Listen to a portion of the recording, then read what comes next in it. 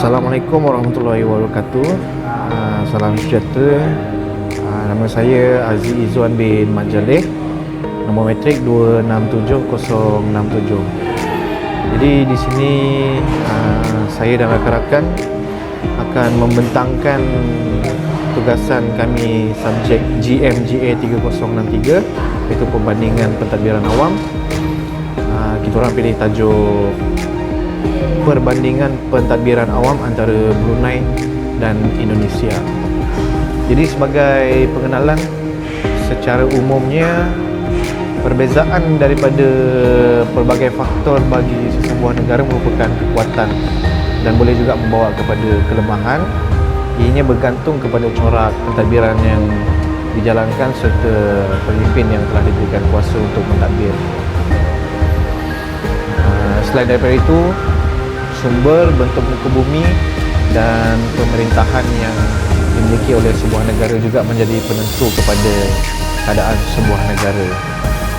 Jadi jika kita lihat pada negara-negara maju, pemimpin yang sangat memainkan peranan penting dalam memastikan hal tuju sebuah negara. Corak pentadbiran yang dijalankan sangat tepat digunakan di negara berkenaan secara keseluruhannya. Lokaliti kepada setiap negara yang berbeza membuatkan pentadbiran yang diamalkan tidak boleh sama ataupun digunakan terhadap sebuah negara. Jadi ini adalah disebabkan oleh kepelbagaian elemen yang terdapat dalam sebuah negara berkenaan. Sebagai contoh yang boleh diberikan, negara Brunei dan Indonesia yang kedua-duanya berada di kawasan Asia Tenggara. Jadi saya akan memberi penerangan tentang latar belakang negara Brunei. Jadi negara Brunei Darussalam ni adalah negara yang kecil, tetapi dia kaya dengan bermacam-macam sumber seperti gas dan sumber minyak. Lokalitinya berada bersebelahan utara Pulau Borneo. Ia juga dikenali sebagai rumah yang aman ataupun negara Brunei Darussalam. Negara ini juga dikelilingi oleh negara Malaysia sebenarnya.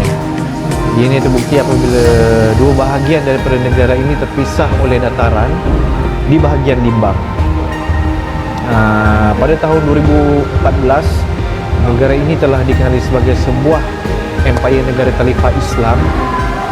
Gelaran ini diperolehi apabila Brunei telah memperketatkan, meminda dan memperhalusi hukum syariat Islam, sekaligus mendapat gelaran negara zikir yang telah diberikan oleh Sultan Brunei. Bukan itu saja, dalam indeks pembangunan manusia, Brunei berada di tangga kedua tertinggi di kalangan negara yang berada di Asia Tenggara.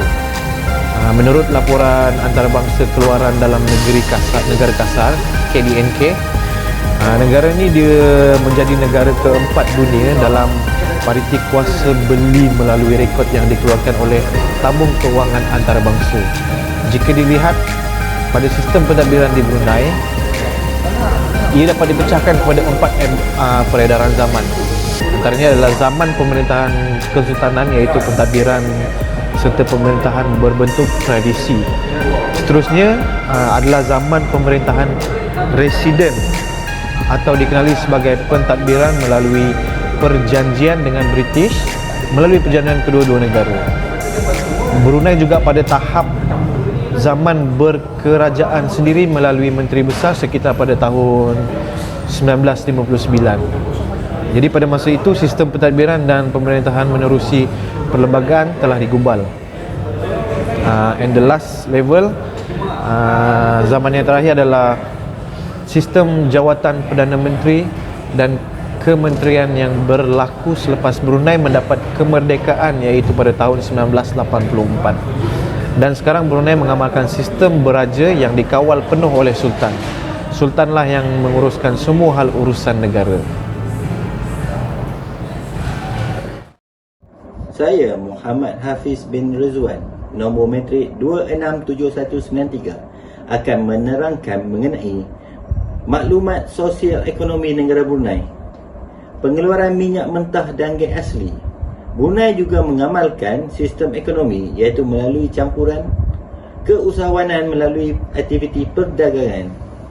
perkhidmatan perubatan, sektor seperti pelancongan dan perbankan, perusahaan perikanan pada sekitar tahun 1959, penghasilan kraftangan dan hasil putukangan, bidang pertanian dan agri makanan.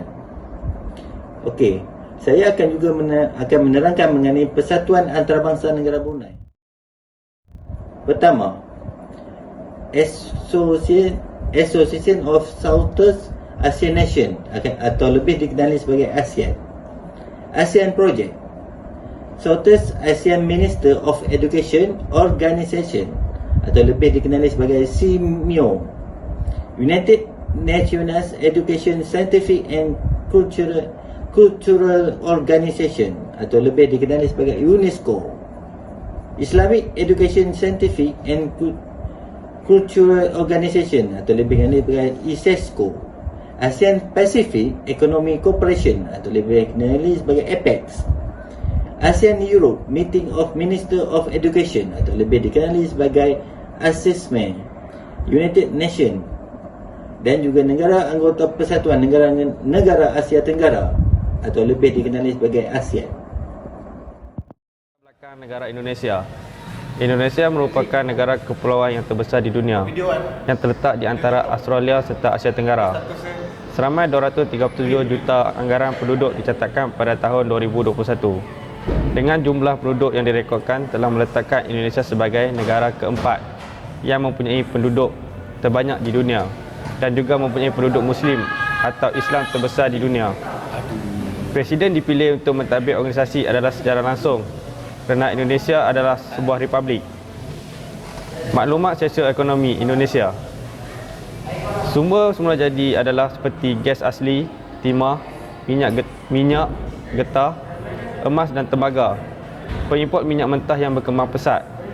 Sosioekonomi juga merangkumi hasil pertanian sebagai contoh kopi, rempah, lobak, beras dan teh. Menurut kepada sejarah sosioekonomi di Indonesia, emas hitam atau getah adalah sumber utama yang digunakan sebagai pertukaran.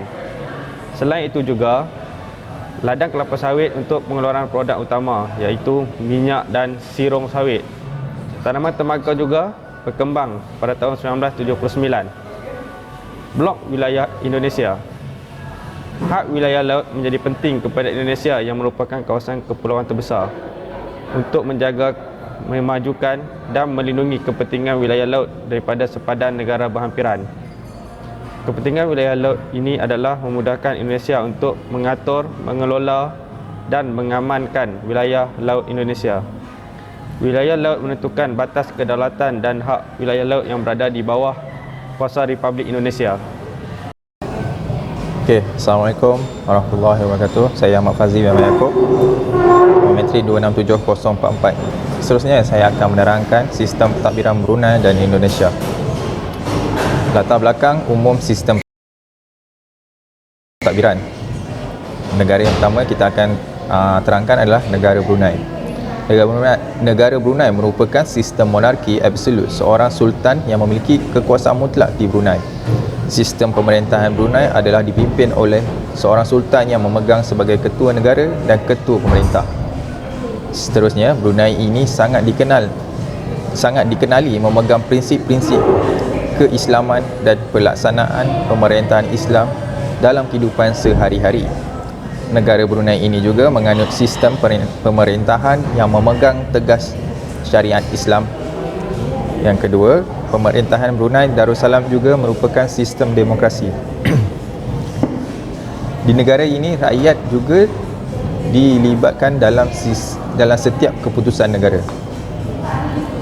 Dan yang terakhir, Brunei Darussalam adalah negara yang tidak memiliki badan perundangan. Yang seterusnya, kita akan tengok pula latar belakang sistem pentadbiran negara Indonesia. Indonesia, seseorang presiden akan dilantik untuk mengetuai negara ini. Seterusnya, melambangkan jiwa demokrasi adalah dengan patuh kepada 5 dasar Pancasila. Yang ketiga, demokrasi merupakan aturan mengenai rakyat juga mempunyai kuasa. Dan keempat, konstitusi yang menjadi rujukan adalah Undang-Undang Dasar 1945. Sistem parlementer merupakan sistem yang menjadikan parlimen sebagai kuasa terpenting bagi menggerakkan sesebuah pemerintahan. Dan yang terakhir, jawatan ketua kerajaan dipegang oleh Perdana Menteri, manakala jawatan ketua negara adalah di bawah kuasa raja, ratu dan presiden. Seterusnya saya akan menceritakan isu masalah yang menjejaskan sistem pentadbiran negara. Isu yang pertama adalah isu pengurusan. Isu yang kedua adalah isu ekonomi. Isu yang ketiga adalah isu politik. Dan isu yang keempat adalah isu sosial. Sekian, terima kasih. Assalamualaikum dan selamat sejahtera. Saya Nur Fazwan bin Norman Jefferson, nombor matrik 267316. Saya akan menerangkan perbandingan kedua-dua negara antara Indonesia dan Brunei. Perbezaan sistem pemerintahan presiden Indonesia, sistem pemerintahan presiden. Untuk Brunei pula sistem monarki absolut. Dalam arti kata sultan yang memiliki kekuasaan mutlak. Badan eksekutif. Untuk Indonesia, presiden sebagai ketua negara dan ketua kerajaan. Untuk Brunei, sultan iaitu Perdana Menteri sebagai pemegang kuasa, pengawal selia dan penggerak kerajaan. Untuk Badan Perundangan Indonesia pula, DPR atau Dewan Perwakilan Rakyat berperanan membuat undang-undang dengan persetujuan presiden. Untuk Brunei pula, Brunei Darussalam adalah negara yang tidak memiliki dewan legislatif, dalam arti kata badan perundangan. Untuk ketua negara Indonesia pula, presiden tidak mempunyai kuasa dari segi perundangan dan kehakiman. Sultan mempunyai kuasa mutlak untuk perundangan dan kehakiman ini kerana jumlah penduduk yang kecil. Dalam arti kata kita pun tahu Brunei negara yang kecil. Untuk Badan Kehakiman Indonesia pula, kuasa kehakiman dipegang oleh Mahkamah Agung dan Mahkamah Perlembagaan. Untuk Brunei pula, Sultan berkuasa penuh dan dibantu oleh Jemaah Menteri untuk menasihati. Jadi itulah antara penerangan, serba sedikit penerangan perbandingan kedua-dua negara antara Indonesia dan Brunei. Sekian, terima kasih. Jadi sebagai kesimpulan, melalui perbandingan yang dibuat di antara negara Brunei dan Indonesia, mendapati kedua-dua negara mempunyai kelebihan tersendiri dalam mentadbir negara masing-masing. Setiap negara juga memastikan setiap sistem pentadbiran yang diamalkan adalah relevan dengan keadaan di setiap negara. Sebagai pemimpin yang mempunyai kuasa yang telah diperuntukkan untuk mengurus mentadbir sebuah negara, pemimpin perlulah mempunyai ciri-ciri pemimpin yang bertugas demi kebajikan rakyat. Manakala dari segi bentuk negara, di Indonesia sebagai negara kesatuan, di Brunei pula ianya berpegang kepada sistem monarki absolut. Sultan berkuasa penuh bagi pemerintahan. Rakyat juga perlu memberikan kepercayaan kepada pucuk pimpinan yang telah dipilih dalam sistem pentadbiran.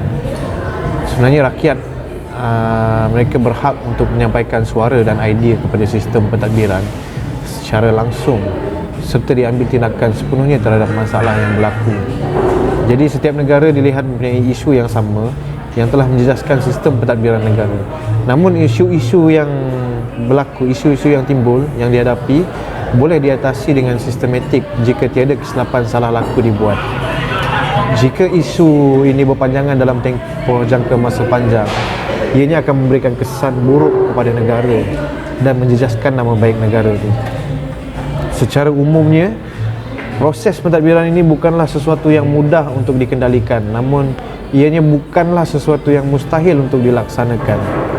Sistem pentadbiran ini perlu disokong daripada rakyat selagi mana ia tidak membebankan dan mengabaikan kebajikan rakyat.